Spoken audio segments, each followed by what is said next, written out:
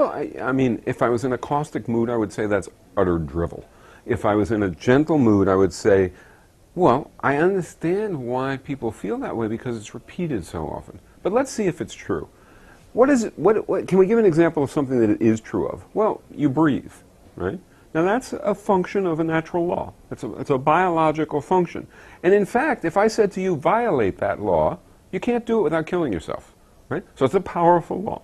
Now let's look and see whether or not there's some sort of a biological imperative to behave in a market fashion. Well, just ask yourself how you behave with your friends or how you behave in your family, right? Do you sit at the dinner table and barter the soup? Do you sit at the dinner table and decide whether or not the young child is going to get soup by whether or not they have enough money in their pocket to have the soup? Do you determine the relative value of things in the family by competing for them? Of course not. There's no drive to do that. The drive to do that exists in society is created by the fact that we live in a market system. It's not that the drive is inside us and creates the market system.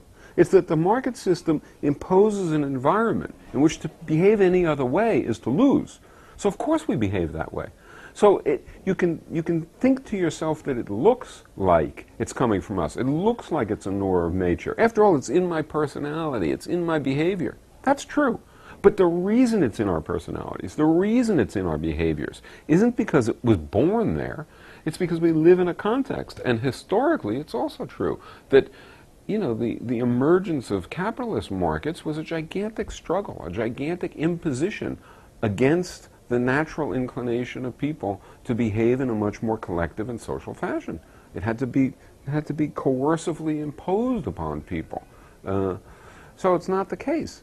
But it is the case once you have markets that they have incredibly profound impact on our desires, on our personalities, on everything about us. That's the whole point. That's why I want to get rid of them, right?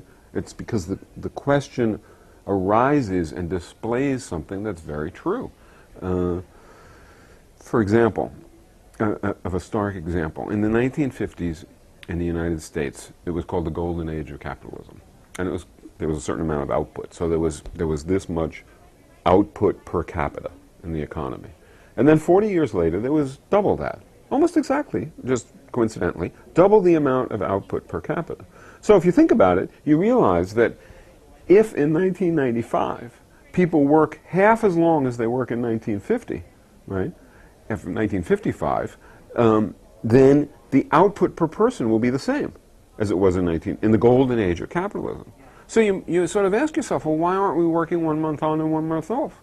Or why aren't we working a 3.5-hour week? After all, that technological innovation has created the condition in which we can do that, and we'd be as well off as in the golden age of capitalism. So why don't we do it? And the answer is because markets don't let us. It's not that everybody got together and decided we'd rather work twice as long as we could. And in fact, people work longer than they worked in 1955. People didn't decide, I want to do that. I mean, even the rich lawyers didn't decide, I want to do that. Rather, market competition compels it, coerces it. Because if you don't do it, you get out-competed. So there's this drive to accumulate, this drive to work ourselves to death, in essence. Now, it's also true that where'd the extra product go, right? Where'd the double the output go? Well, it partly goes to military stuff to protect the system. It partly goes to police stuff to protect the system. It partly goes to cleaning up the ecological messes that the system produces. And it partly goes to the rich. And so the normal person is marginally better off. And in fact, from 1970 to the present, the normal person doesn't get better off at all. All the advantages go to the powerful and the rich. It's a horrendous system. And everybody knows it. If you look at popular TV, or you look at the bestseller list, and you sort of read the novels in it, it is incredible the extent to which the thrillers and the legal thrillers and I read this stuff and